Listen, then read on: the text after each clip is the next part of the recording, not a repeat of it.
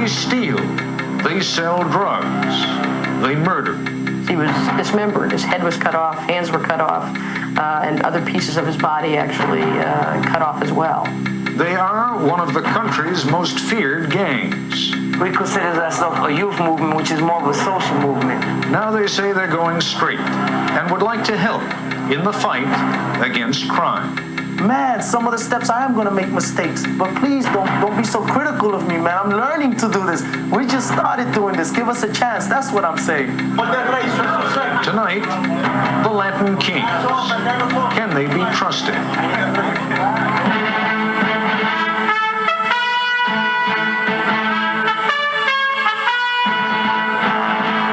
This is ABC News Nightline. Reporting from Washington, Ted Koppel. George Perry, whose gang name is King Animal, showed why in a Providence, Rhode Island courtroom last week when he unzipped his pants and took a leak. Right there in front of the judge, the jury, the whole courtroom. U.S. District Judge Mary Lisi initially threatened to keep Mr. Perry locked in a cell for the rest of the trial, but after he apologized, she let him back in the courtroom, where he and 5 co-defendants from the Latin Kings gang are on trial for murder, drug dealing, and extortion. All of which summarizes what this program is about tonight. Judge Lisi, like many of us, apparently likes to believe in the notion of a repentant sinner. As you will hear, that is what the Latin Kings as a group are counting on also. The Latin Kings made a name for themselves as one of the most brutal and ruthless gangs in the country. They have mostly committed their brand of mayhem up and down the East Coast, but they have branches in other parts of the country too. Their old leader is doing some hard time in solitary, and so their new leader is trying a fresh approach. He is repackaging the Latin Kings as an organization with a social conscience and political possibilities. Nightline correspondent Dave Marish has the story. I'm King Tone. I'm your ink of New York State. With so many police departments cracking down on street gangs, many gangbangers are saying it's time to change their lives. I'm just going to talk to you. I got a call that there's things going on this block reflecting the Latin Kings. Like what? You really want me to say like what? Among the stars of this self-proclaimed rehabilitation has been the once-feared Latin Kings gang of New York City. Wipe your smile off your face because ain't nothing funny or sweet about me, my brother. Ain't nothing sweet about me, all right? So check this out. The new leader of the Latin Kings, Antonio Fernandez, King Tone, says he's turning his gang away from criminal activity, and especially away from the crime that 5 years ago put him in prison, selling crack cocaine. Because this isn't what we do anymore. We don't come around and sling and bing and do youngsters like that. You going to school? Don't lie to me, you going to school? Education and organization, family values, and Latin pride. These are the ideals King Tone says he wants the black and gold of his Latin Kings to stand for. Listen to me, man. Either y'all stop flying the colors, or you come in and get righteous with us. I respect what you're saying. You respect what I'm saying? And I understand why you coming out here to talk to us, know what I'm saying? You understand? Yeah, open my eyes. Was that confrontation on these Brooklyn streets real or just a setup for the cameras? Given that the whole thing could have been fixed in a phone call, it's almost impossible to say.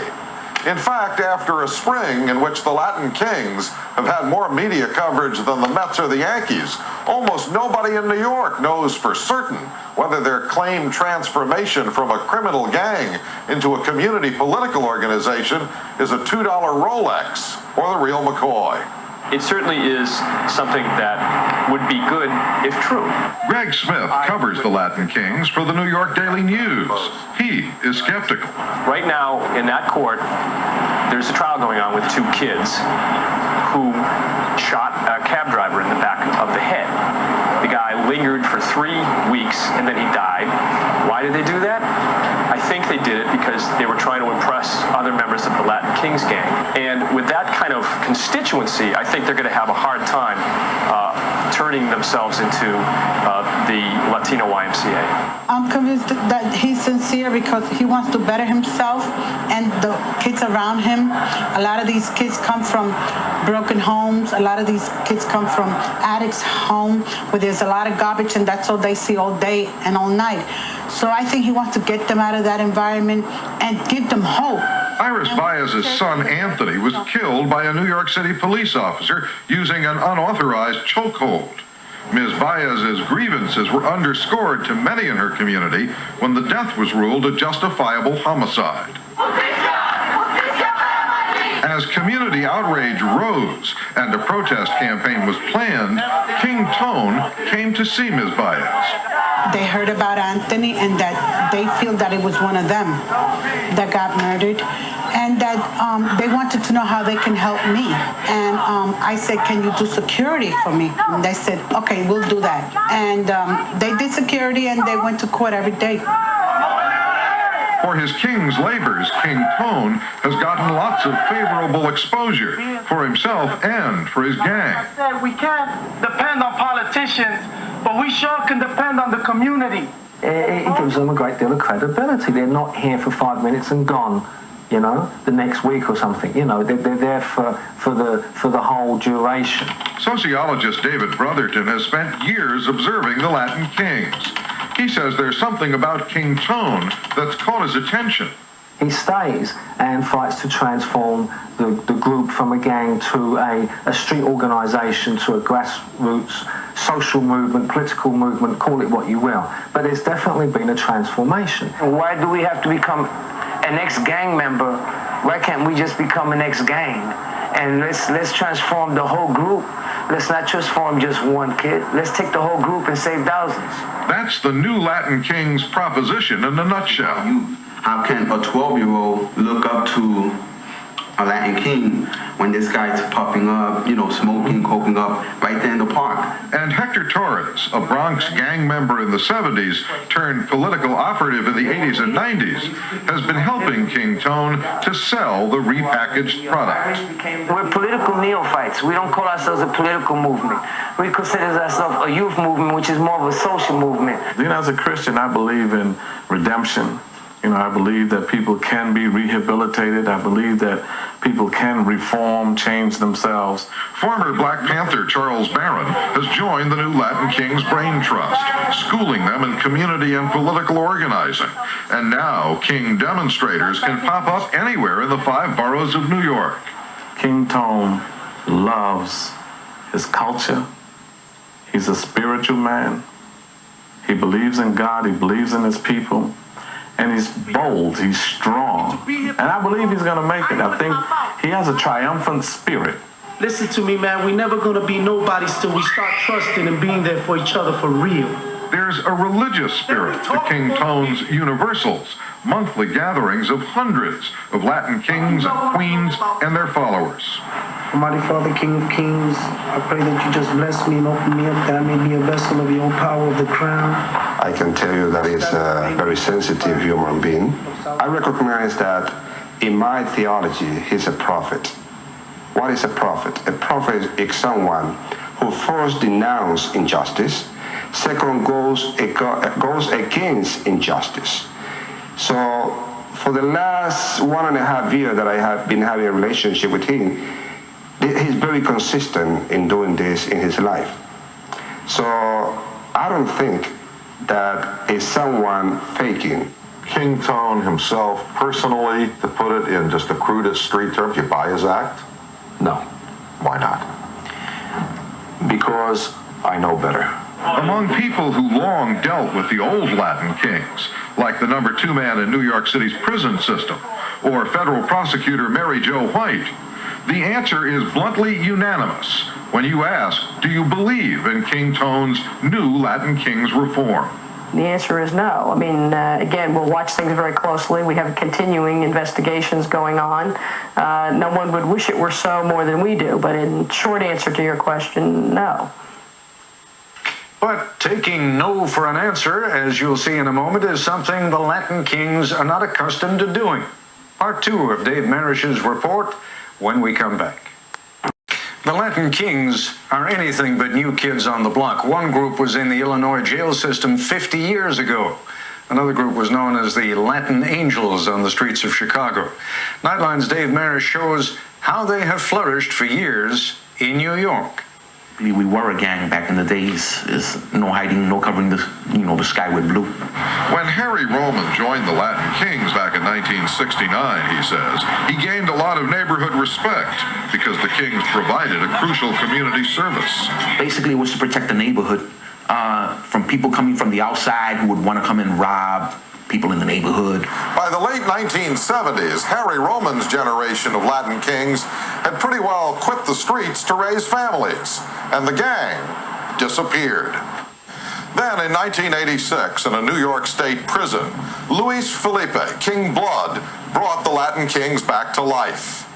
King Blood's prison gang was essentially a mutual protection and assistance group of inmates, united by their Latin cultural identity and by a rigid set of rules of conduct, devised, defined, and personally directed for almost 11 years until this past February by King Blood himself. They had a manifesto, a set of very specific rules as to how to live, eat, walk around, travel. I mean, almost every aspect of their lives rigidly controlled, essentially by Felipe. U.S. Attorney Mary Jo White, who recently convicted Felipe, King Blood, and some 50 members of the Latin Kings on charges ranging up to conspiracy to murder, says the cult-like discipline of the Latin Kings was enforced through extreme violence. I mean, although we see a lot of extreme violence, but this took it to a greater height. Of the more than half a dozen murders ordered from his prison cell by King Blood, the one prosecutors remember best was the assassination of Little Man, William Cartagena. He was dismembered. His head was cut off, hands were cut off, and other pieces of his body actually cut off as well. So, and even a tattoo was literally cut off of his body. That's absolutely right. The crown, which is the Latin King tattoo, was physically cut out of his body. If King Tone really is rejecting King Blood's old brutality, prosecutors ask, then why did he bring a contingent of followers to every single day of his predecessor's trial? I wanted them to get a straight feeling of what it is to stand before a judge and get sentenced and go away for a long time. And I showed them that you cannot take the law into your own hands. We got to respect the laws of this country. And I think they got a pretty clear view of Lewis being sentenced to 45 years to solitary confinement. I think my message was so much easier heard after that sentencing. From inside his cell at the Metropolitan Correction Center in Manhattan, King Blood's former lieutenant, Jose Gabriel, King Teardrop, says King Tone's makeover of the Latin Kings has the old leadership's full support. What we worry about most is what's called the Pee Wee Kings and the Pee Wee Queens. This is the future. And what we want to do is definitely mend them into positive thinking people, try to show them, that there's no future in the street, there's no future in selling drugs, there's no future in committing crimes. It's this realization that there are no prospects in a life of crime that sociologist David Brotherton says is driving King Tone and other reform-minded gang leaders in New York. I don't see why they shouldn't be sincere in terms of reforming. And what's the future out there for them? What is the future out there? It's certainly not within anymore within the prison system. It's got to be in some other kind of political, economic, social transformation. And they've seen the light. Well, good luck to them. They can talk about reform. They can talk about being community activists on the outside. I can tell you on the inside, there is no reform. New York City's Deputy Corrections Commissioner Bernard Carrick regards the whole Latin King reform as something of a hoax. Inside his prisons, he says, he sees no evidence the bad guys are changing their ways. They are no different today than they were 2 years ago. They are no less violent than they were 2 years ago. But Commissioner Carrick's own statistics show slashings and other violence have dropped in the past 2 years at the city's big Rikers Island prison. Why? Carrick says credit better work from his department. King Tone says the real credit should go to the better attitudes of Latin King inmates. I came here to tell you there's peace. King Tone's peace project extends beyond prison to some of the city's toughest streets. At this gathering in Harlem, he joined hands with the leaders of the predominantly African-American gang, the Zulu Nation. Help me keep my daughter alive, and I'll promise to help you keep yours alive, and then we'll save the community.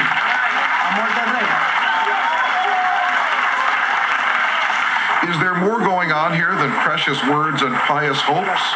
Law enforcement professionals do not think the Latin Kings have truly changed. All of that history, and its very recent history, gives us an awful lot of skepticism about this very recent attempt to put a different facade, a different face on the Latin Kings. And we've seen it before, too. Meanwhile, King Tone is fixing an abandoned school building on Manhattan's Lower East Side. He wants the city to give it to the community, and he wants the city to give him some breathing space as well. They expect me to succeed without failure. Here comes King Tone, a new face, and this load is thrown on his shoulders. You better not fail, because then it shows that you're a liar. Man, some of the steps I am going to make mistakes, but please don't be so critical of me, man. I'm learning to do this. We just started doing this. Give us a chance. That's what I'm saying. A chance, a building, and maybe even some money for programs. King Tone is asking for a lot, but he says there's a lot at stake for his gang, his community, and for the city of New York. So far, at least, all King Tone has gotten are a few best wishes and a lot more deep doubts. Ted?